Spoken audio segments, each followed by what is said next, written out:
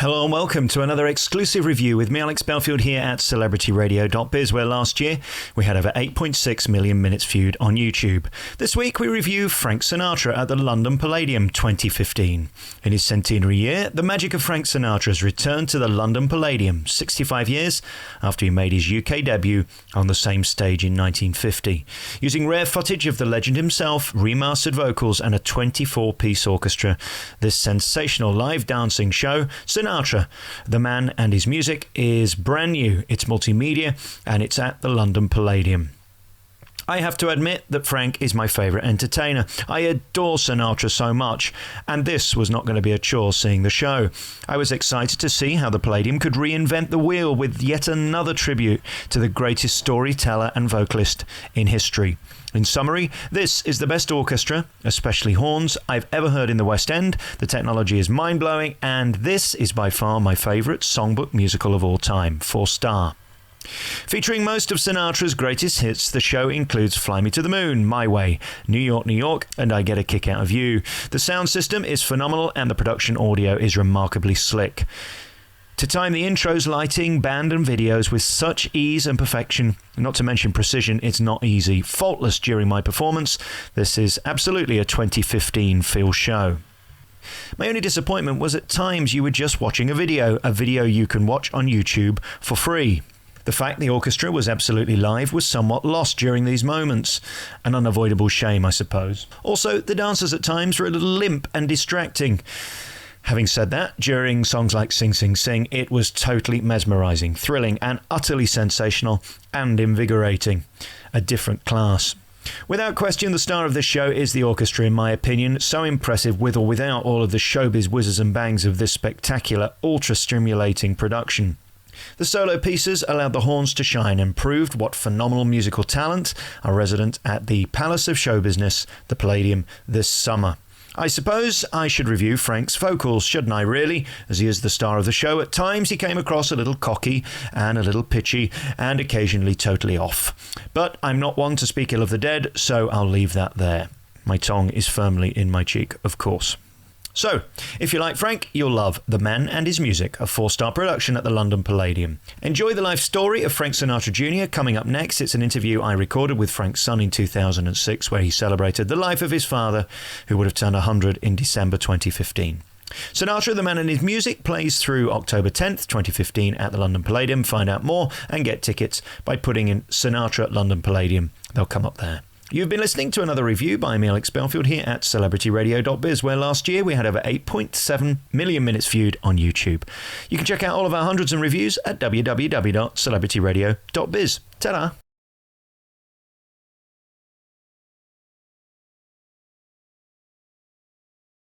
Now, I'm thrilled to speak to my final guest today because I'm fascinated with the life and times of Frank Sinatra. There isn't a man on this earth who can have a greater knowledge of the man himself other than his son, Frank Sinatra Jr., and I'm so thrilled that he joins us today on the programme. How are you? Just fine, and how are you today? I'm fantastic, because I'm sat here talking to you, and I'm so fascinated by your father's life. What is your life like now? Do you still live every day thinking about your father and wrapped up in his music, or have you managed to somehow distance yourself from that and remember him as just your dad? I never lived at any time wrapped up thinking of him every day. Life, in reality, doesn't permit that. In my case, I had my own life to lead, which, like all others, has its ups and downs. As far as the music goes, because I'm in that business myself, I am constantly trying to bring about the best music I can. And I believe that that's where I run parallel to Frank Sinatra, because he would not do music that he thought was inferior. What is your favorite track that you ever heard your father sing? I cannot answer that question. I've been asked that a dozen times since I've been here. It's impossible. There are too many. There are happy songs, sad songs, jazz songs. It's just impossible to say. There are so many sides that were good ones. I'd like to go back to the beginning now. What was your relationship like as a child with your father? The last 7 years that he worked, beginning in 1988, we had really no relationship. While I was growing up, I was at school, and he was executing his career. He was making his movies, making his television, making his recordings, and that was a 30-hour-a-day job. My relationship with him came when I joined his company as his musical director when he was in his 70s and I was in my mid-40s. So did you have a professional relationship as a father and son then? Yes, we did, and it was a very nice one, and now that he's gone, these 8 years, those memories are much more dear to me than I ever imagined, even at the time that they would be one day. You were certainly blessed and lucky to spend that time with him. I have to ask a question that I've always wanted to ask, and I've watched endless documentaries about your father. I've heard good and bad. Was your father a nice man? As far as I'm concerned, he was. I admired him because of the fact that he was a person who believed in the principle of maintaining one's own character. The things he believed in, he believed in. The things he did not believe in, he stayed away from. He practiced those beliefs devoutly. And I always felt it hurt him many times. He was bruised many times by his non-compromising attitude. If I like someone or something, I am not going to just let that disappear because suddenly it is fashionable to let such a thing disappear. And I always admired him for that. There's the story during the war. The Archbishop of Canterbury asked the Prime Minister, Mr. Churchill, since you stand on the side of justice and civilization, why do you have so many enemies? And the story goes that the Prime Minister of England, Winston Churchill, turned and said, Your Grace, the man who has no enemies has no character. And my father did not mind the fact that his character on occasion would generate enemies. That's going to happen. If you have character, you're going to have enemies. I always felt that the reason why he afforded himself that luxury is because the friends outnumbered the enemies probably by 20-1. He never seemed to falter on stage. I don't think I've seen any tape of him ever going wrong. He always kept his professionalism. Was he like that as a father? Did he expect you to behave yourself all the time? How forgiving was he as a father? He faltered on stage many times. The trick is not to become such a pompous person on stage that faltering is going to upset the fabric of the program you're doing. The entire thing of his show was informality. His job was only to talk to the people by telling them stories through music. There were many falterings. There is no such thing as a perfect show. There is no such thing. But what I meant was in terms of his professionalism, he never lost it. That's correct. He never did lose his professionalism. When I was conducting for him after shows, we'd go over notes at night as to what we did, what mistakes we made. All of us. This is the mark of the professional. As far as his fathering goes, parenting in that sense, I never really thought about it. There are always pitfalls between parents and children. There's the old question, who can explain parents to children? But I really don't know what else to say about that. How well did you know him? He was working so hard and his lifestyle was so well documented. There didn't seem much time for him to be a father. How regularly were you in contact with him? Well, when I was a child, very seldom, because he was away at work all the time. And of course, then I got deeper and deeper into school, which then went on to college after that. And we really saw each other very, very seldom, very seldom. But as the years went by, then I started my own career working, and that took me away then, so the two of us were away a lot. As I mentioned, it was only when I joined his company as musical director in the late 1980s that we really had time together. Would you communicate over the telephone? Oh, sure, but that's not time together. You know, that's communication over the telephone. How was he with your mother? He was very nice with my mother. He always admired her, you know. And I think that he recognized quite well the very good person that the mother of his children was, and is, even now. Did he even have time for her? Well, now that I really was not privy to the adult relationship. You know, the adults keep their private lives a little bit separate from children, especially young children. Let's talk about your musical beginnings, if you don't mind. You conducted your father for 7 years, the last 7 years before he died, in fact. I suppose it's not that difficult to work out why you are so musical, with your father being Frank Sinatra. Well, the two were not connected. When I was a child, at the age of 5, I started studying piano, and I wanted to be a composer. I wanted to be in music, but not in the sense of performing music the way he did.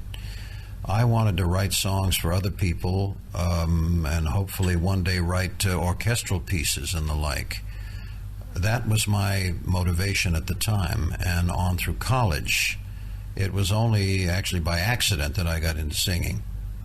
Why did you not want to be a performer? Was the fact that your father was so big and so unique off-putting to you? No, it had nothing to do with him. Growing up, I learned and found within myself that I was more interested in the music, the making of the music. I was more fascinated by the orchestra than anything else. But then again, watching people, watching Morris Stoloff, watching Nelson Riddle, watching Billy May, watching some very, very fine orchestral people, that's what kind of got my head into that direction. Does it matter how many people are in a band to make it sound that good? Absolutely it matters. And in order to, what they're not actually making the Sinatra music, they're paraphrasing it. They did it more because, remember, we are dealing with a stage production here. I found the live performance what made this program desirable. If we're just going to have these video projections of film or video recording that was made decades ago, that can become a documentary for television. But this is the live stage on probably the most famous theatrical address in London. And as far as I'm concerned, the live stage performance is what made it acceptable and good enough to be in the famous London Palladium. I enjoy the dance numbers. I think they're wonderful. I think those kids that do this show, there are 10 men and 10 women. I think they are the best professionals I've seen in years, and this show takes no prisoners. I'm glad, personally, that I told the conductor the other night, I'm glad that I don't have to do this book 8 times a week, because it is unforgiving. You said something earlier about the live thing. Your father isn't alive or live. So was that a duplex for you when you got behind this musical and wanted to support it? Because the band is live, the dancers are live, but your father isn't. He's on a screen. That's odd, isn't it?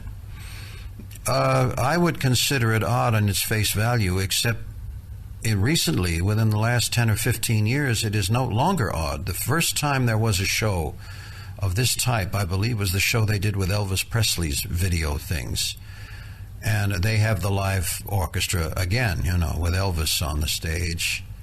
But this is not unheard of. I mean, this show is not the first of its kind. I think it's only the most intricate, maybe the most technically advanced of its kind. I watched the audience when I saw the show. I was looking at them, I watched them, and I found that they were entertained, as I was, and that is the ultimate aim, that is the objective. I sat there and I found it a bit spooky. I very much enjoyed it and I thought it was great, but it was spooky to me watching a man who's no longer with us on a screen singing live to a band. How does that feel to you? I agree with you. It is somewhat spooky and it is odd, but in this day and age, the technology that we have at our fingertips in this digital age makes it possible. So why not take advantage of it? And I believe that you're going to see more shows like that coming up in the future. I mean, about different performers. So I gather you're 100% thrilled with this production? I'm thrilled with this production. I wouldn't say that I would want to see every show I ever see for the rest of my life like this. But as a recapitulation, as a tribute show, I think this one was done very tastefully. If you would indulge me for a while, if we could talk about your father's time in Vegas, I'd be so thrilled, because I've seen so many documentaries about his time with the Rat Pack. First question has to be, were those days as hedonistic as we now remember them? What does hedonistic mean in this instance? Well, when I read about how they would go back to the hotel afterwards together, and we'll talk about Sammy Davis in a moment as well, how he wasn't originally allowed to stay in the hotels, which is extraordinary by today's standards, but that was the case. They'd go back and they'd drink and they'd have fun, and I read stories about showgirls and things like that. Is any of this true? I would imagine that on occasion it was all true, but not as a regular routine thing that became like a ritualistic thing night by night. It depended on the mood everyone was in. I really don't know how to explain it because I was not there all that much. When that was going on, I was in college. And it was a lot of fun to see what they called the summit then when they were all together. They had a wonderful time when this was happening. Nobody ever dreamed in that group that one day it would become legendary. You know what I mean? But it was just fun, just a bunch of guys who got together, and they had a wonderful time. Your observation about the late Sammy Davis is correct. There was a time when not only Sammy, but all the black performers could play on the Las Vegas Strip, for example, but they could not live there. Sammy Davis, Dorothy Dandridge, Nat King Cole, Count Basie, Duke Ellington, all of them. I, for example, began working at one of the hotels in 1963, the first time. In order to go onto this little lounge stage, and I was singing with a dance band in those days, you used to have to walk into the rear of the bar area and go up a small stairway to the back of the stage. Next to the stairway that ascended to the stage, there was another stairway which descended to the basement under the bar, was a wire caged-in area where they used to store boxes of liquor and the like. When we alternated with the Count Basie band, and this was 1963, in between the sets that the band played, they had to go down that flight of stairs into the wire caged-in area and stay there where tables and chairs had been put for them. There could not even be, for their pleasure, a television to watch because it would had to have been cabled, and in those days cable television had not really started yet. This was what it was like at that time.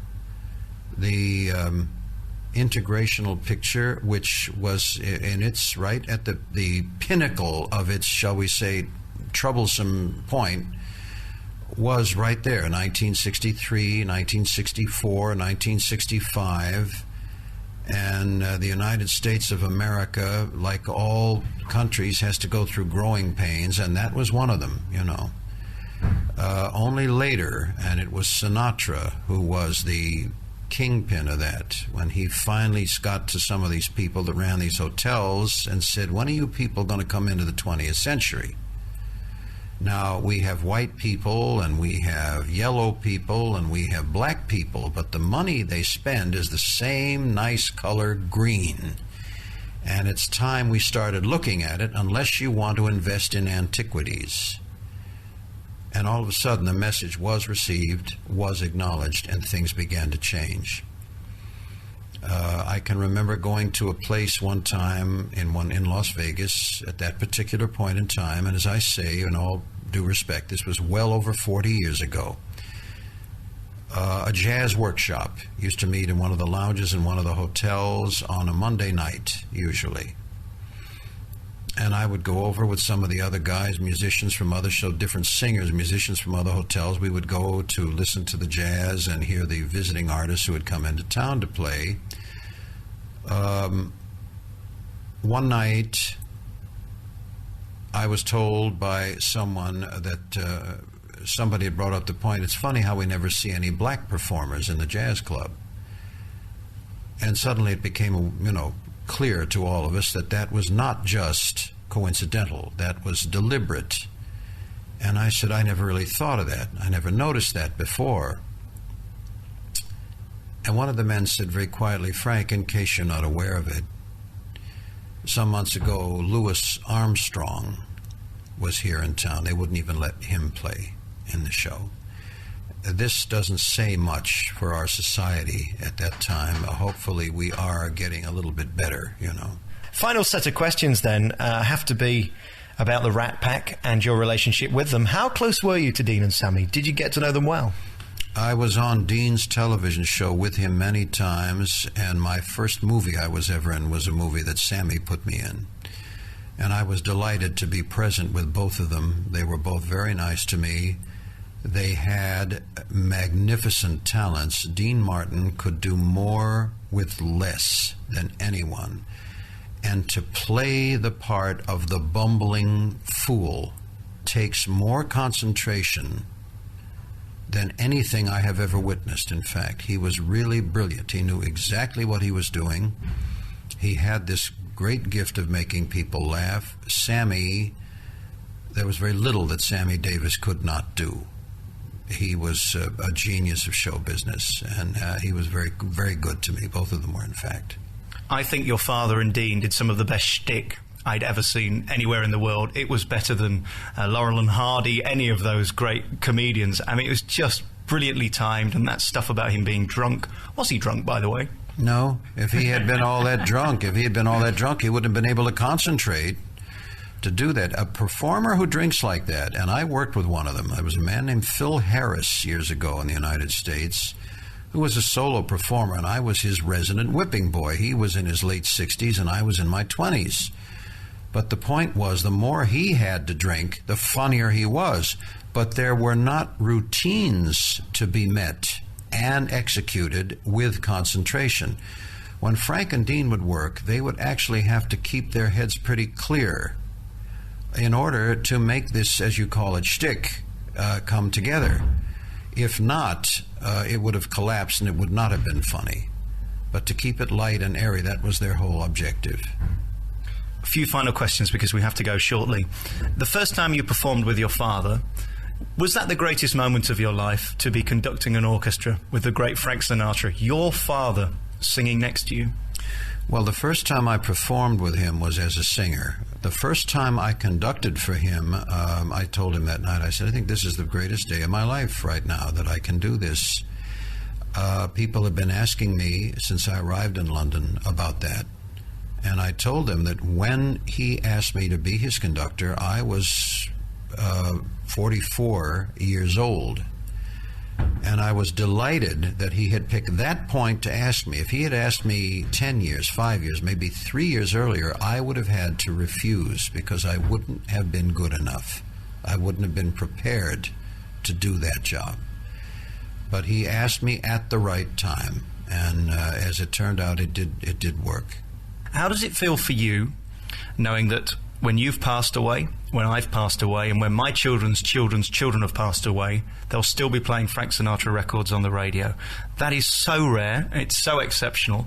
How do you cope with that, knowing that your father's achieved something that virtually nobody else has ever achieved?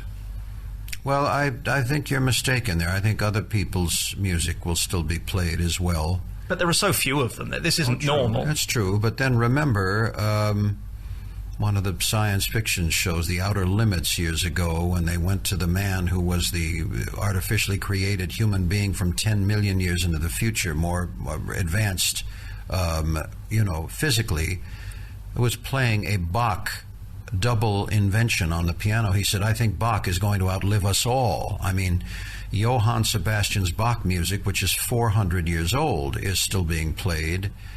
If Sinatra's music is still being played into the future, I think that's a great testimony to his, more than anything else, his taste in having picked out the music that was a good music in that sense.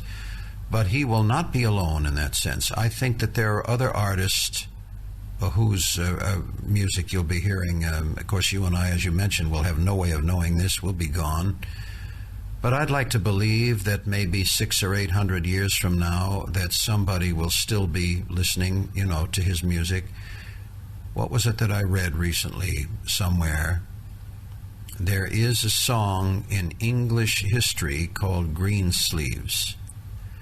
Green Sleeves is the oldest popular song in the world that people have been singing that melody for 800 years.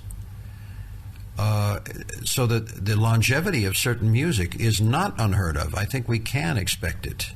But then again, my crystal ball is cloudy, and I really was never much good at predicting the future. The word legend is very, very overused. A lot of people are called legends. I think your father certainly was. There'll never be another, will there? As far as I'm concerned, there won't. No, he was unique. Was it used to Joey Bishop, one of the guys used to say about him, there will be better, there will be worse, but there'll never be another.